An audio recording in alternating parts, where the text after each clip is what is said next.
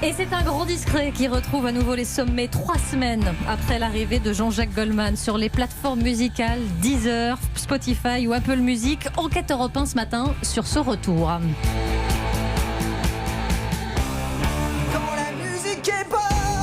Bonjour Diane Chenouda. Bonjour Mathieu, bonjour à tous. C'est vous qui avez enquêté et pour le moins, on peut parler chez Jean-Jacques Goldman d'un retour remarqué. Ah oui, il cartonne, hein, écoutez ça.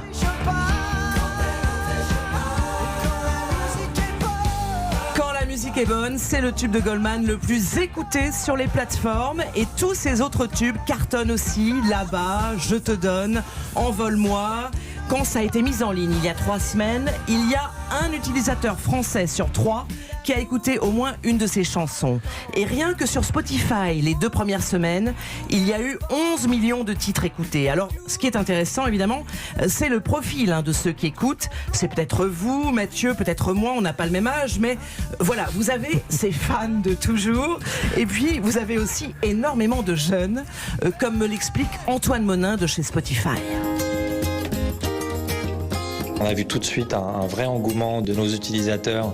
C'est assez équitablement réparti avec 30% sur les jeunes, 30% sur middle age on va dire, et puis 30% sur les plus âgés. Mais se dire qu'aujourd'hui, un tiers des auditeurs sur les millions d'auditeurs de Spotify qui l'écoutent ont moins de 30 ans, ça vaut de l'or. Début de janvier, si j'ai bien su compter. Succès en France, c'est pareil à l'étranger, dans tous les pays francophones, et beaucoup plus surprenant, aux États-Unis, qui est le 5e pays où Jean-Jacques Goldman est le plus écouté. Des jeunes donc très à l'écoute, Diane, mais ils n'étaient pas nés pourtant au moment de ses grands succès. Ah ben non, mais ils ont découvert ces albums avec les reprises de groupes comme Kids United ou Génération Goldman. Et là, eh bien, ils se rendent compte tout simplement que l'original, c'est bien aussi. Mieux même. Oui, bah oui, c'est beaucoup mieux, évidemment. Et ce qui explique évidemment en partie ce phénomène Goldman sur les plateformes. Il est fort ce Jean-Jacques Goldman.